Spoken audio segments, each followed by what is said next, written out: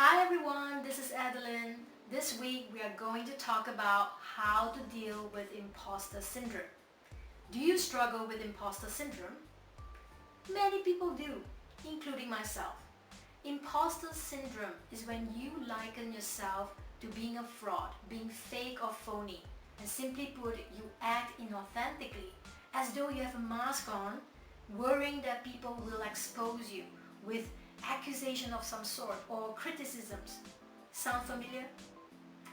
It feels as though you've done something wrong, something unethical, maybe even lacked integrity, that you either choose to complain with, be honest with yourself and others, or otherwise not. It is usually induced by the environment or the situation that you are in, or it could also be your own projection of things. Let me explain further by breaking it down for you, so don't go anywhere.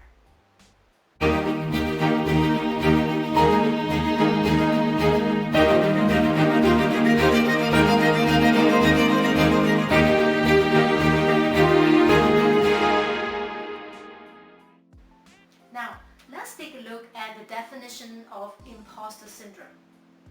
Imposter means a person who pretends to be someone else to deceive others for fraudulent gains. Syndrome refers to a set of conditions or symptoms that occur together, suggesting the presence of a certain disease or the increased chance of developing the disease.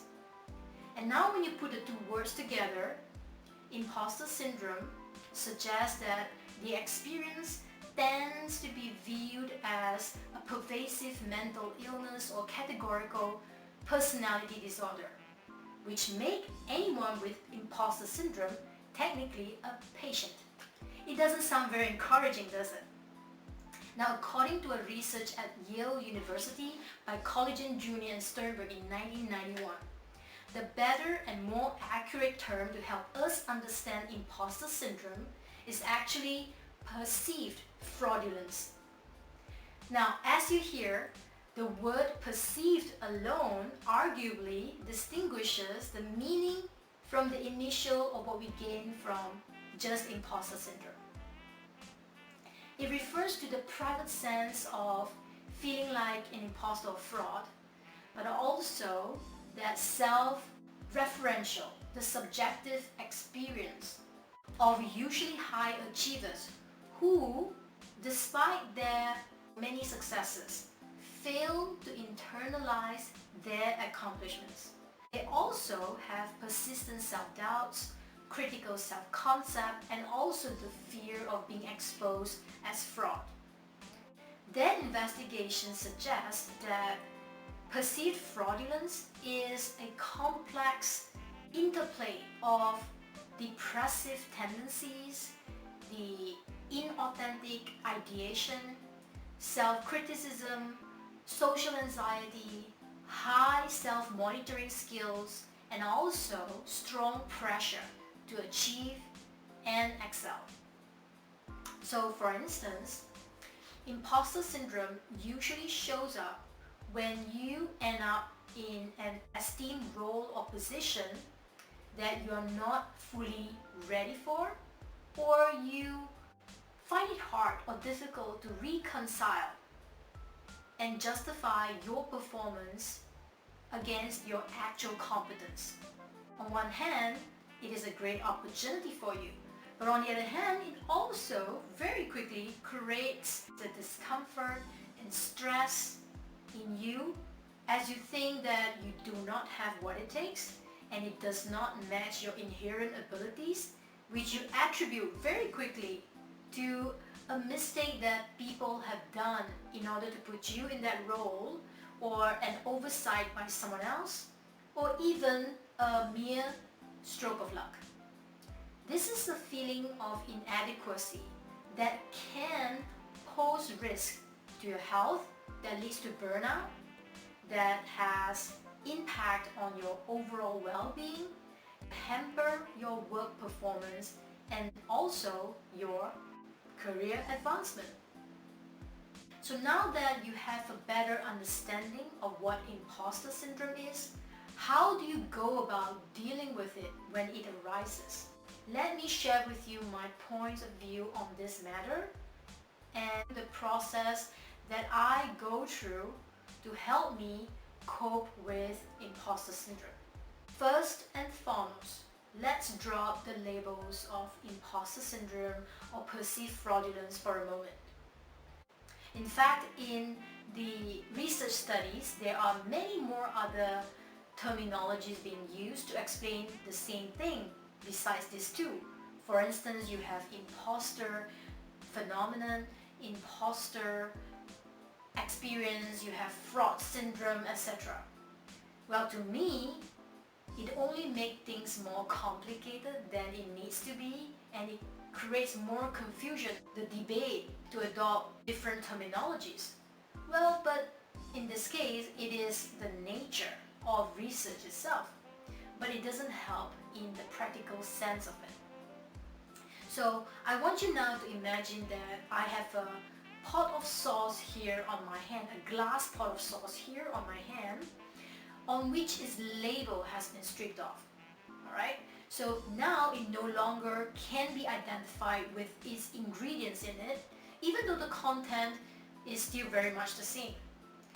If you bring that back to the context of imposter syndrome, when you label it as such, even though it's there to provide clarifications, it tends to be rather limiting, to be restrictive, and also judgmental to some extent, because when you label something, you bring to it some form of identity that you associate with in its totality.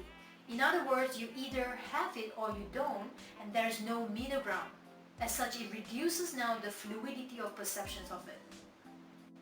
And now back to the metaphor of that glass pot of sauce without the label.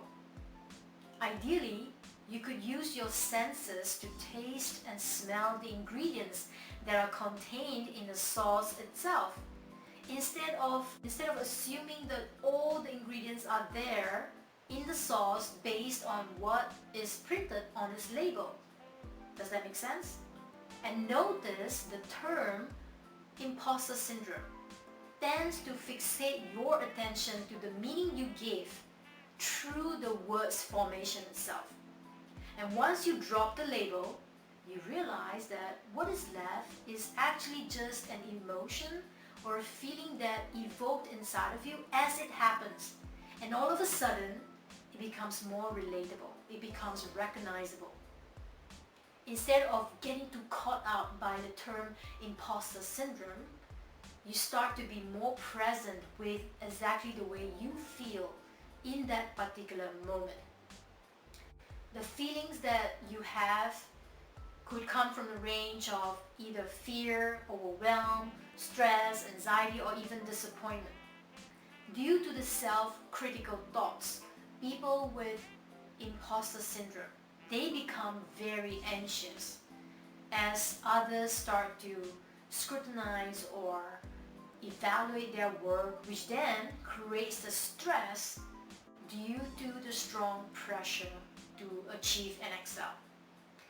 The high self-sabotage also contributes to the fear that they believe people are concerned with, and then will eventually discover the flaws that they perceived in themselves. They tend to monitor themselves closely, and also the impressions that they have on others, to help them reduce the exposure and minimize the anxiety that they have.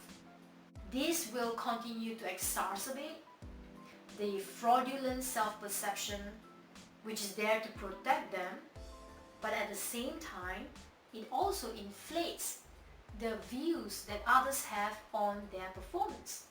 Despite their inability to internalize their successes, they also tend to set the bar so high. They tend to set very high standards for achievement based on the received accolades or significance from others that will continue to fuel their fear of success or even failure. The most important thing when it comes to processing emotions and feelings effectively is not to judge them as either good or bad. They are mere feelings and emotions that are very different than the likes of joy, love, or even surprise, all of which are fleeting and impermanent.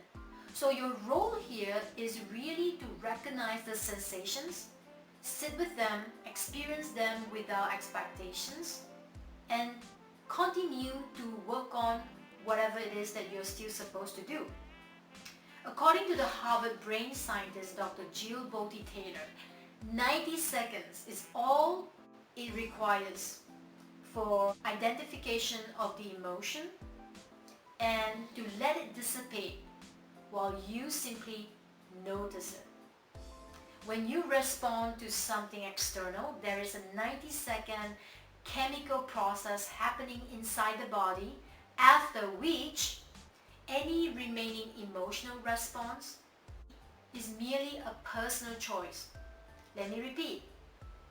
Any remaining emotional response after the 90 seconds is merely a personal choice to stay in that emotional loop. So unlike thoughts, feelings and emotions tend to linger around and get entangled with the physical bodies. And if they stay longer than necessary, take it as a sign that there is something worth your attention and that the previous process or the cycle that you have gone through was simply incomplete. And now you can start asking yourself the question, why do I feel like an imposter? And in what typical context does it show up?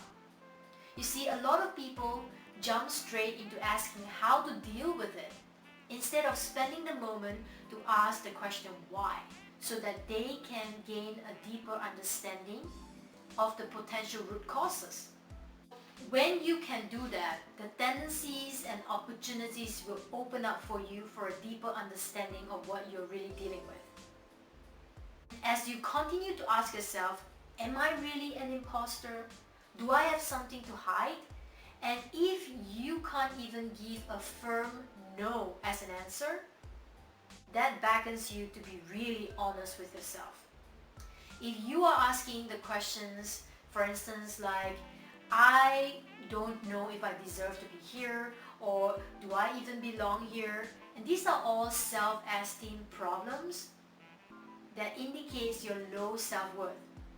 And if you're asking the question, I don't even know if I can do this, this demonstrates that you may just be lacking certain skills that you need but you currently do not have, or a demonstration of your low self-confidence that you need to work on. And if you're thinking that I am concerned if I can keep this up, this question is leaning towards your fear of either success or failure. This is usually triggered in two ways. One is being self-inflicted, which is dealing with your thought patterns and belief systems that were never validated properly, that they become a place where you inhabit emotionally. Another way is that you're driven by the external pressure and the expectations of others have of you. As such, people in your environment actually think that you are good in what you do, and they are very impressed by you.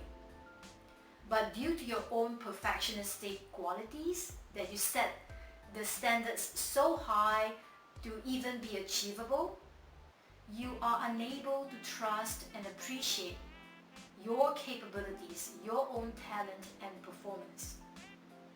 So your focus is geared towards being better and greater every single time and keep up with people's expectations of you while you're constantly beating yourself up inside. So everything from the outside looks great and well, but on the inside, it is a living hell. And you wonder how imposter syndrome can actually lead to depression, anxiety, and even burnout. So once you ask all these questions, then the how becomes clearer and relatively easier to resolve. With perfectionism and critical self in consideration, whatever endeavor that brings up the imposter syndrome, is likely due to the fact that you're dealing with something new and therefore you're not familiar with yet. But at the same time, you are already starting to compare yourself with people who have been doing this for years and therefore are ahead of you.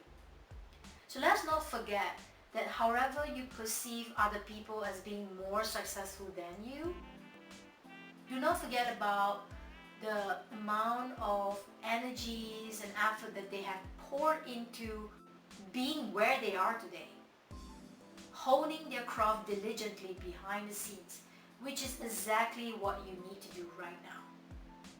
So instead of wondering if you're good enough or thinking that you are behind, you might want to wisely invest your time and energy towards improving yourself at it.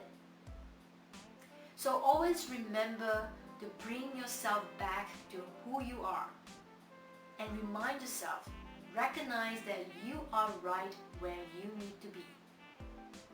Perfection is an illusion and it is highly subjective. What seemed perfect to you might not be perceived as such by others. So you might end up chasing mirage, exhausting yourself, and still do not attain the goal that you want. That leads me to my point that you are your only competition. And all you need to do is just to track your own progress every single day. Put simply, imposter syndrome really just means that you are essentially lacking experience in something that you either can choose to own up to and cut yourself some slack, or you decide to go full throttle, meeting people's expectations of you at a different level of competence, if such expectations of you even exist, if you know what I mean. So know where you stand in your progress and acknowledge how far you can go without biting off more than you can chew. Because this is the kind of self-confidence that lacks clarity, and which is the facade that many people display, where they appear confident but deep down there's a tremendous lack of self-esteem inside of them. When you lack clarity, you may start to push yourself harder. You try even harder to meet expectations of people. And you feel even more inadequate in the process of doing so. Imposter syndrome then becomes a self-fulfilling prophecy.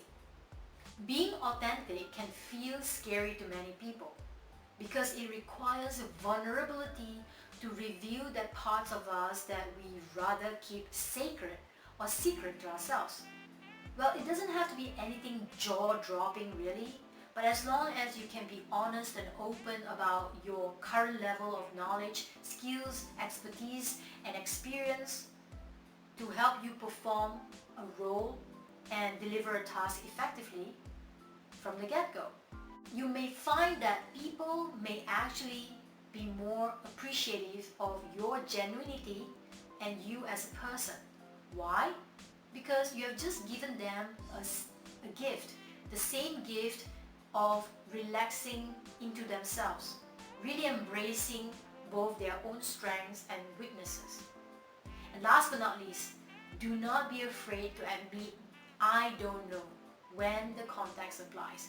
You see, it is very humbling to admit that you do not know something, and at the same time, you have that eagerness, that curiosity, and the enthusiasm to find out more about it. In the meantime, keep your focus on building the skills and competence that you need to close the gaps on areas that you are currently not comfortable with yet. So, let us do a quick recap on the main propositions. First is to recognize that imposter syndrome is essentially emotions and feelings that you need to deal with that create sensation in the physical body. So feel them, tune into your emotions, and if you want, try dig deeper into the thought patterns and belief system that associate with the feelings or emotions that you have. Even better, go seek professional help and avoid thinking that getting help is actually a form of weakness. It is not a weakness. Number 2, stop comparing yourself to others. You are your only competition, and your role is to keep developing and improving yourself every day. Consider other rivals as your inspirations and not as comparison. Remember, progress is happiness. Number 3, acknowledge your own current level of skills, knowledge, experience, and expertise, while continue to do the work in building the competence that you need to close the gaps. Lastly, just be authentic.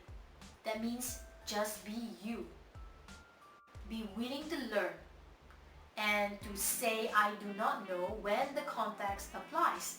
Accept that you are right where you need to be, and when you are brave enough to see that, imposter syndrome will soon be a bygone. If you find this helpful, please do not forget to like this video, hit subscribe, or drop me a comment below and let me know your thoughts on this. Thank you again for tuning in, and I'll see you again in the next video.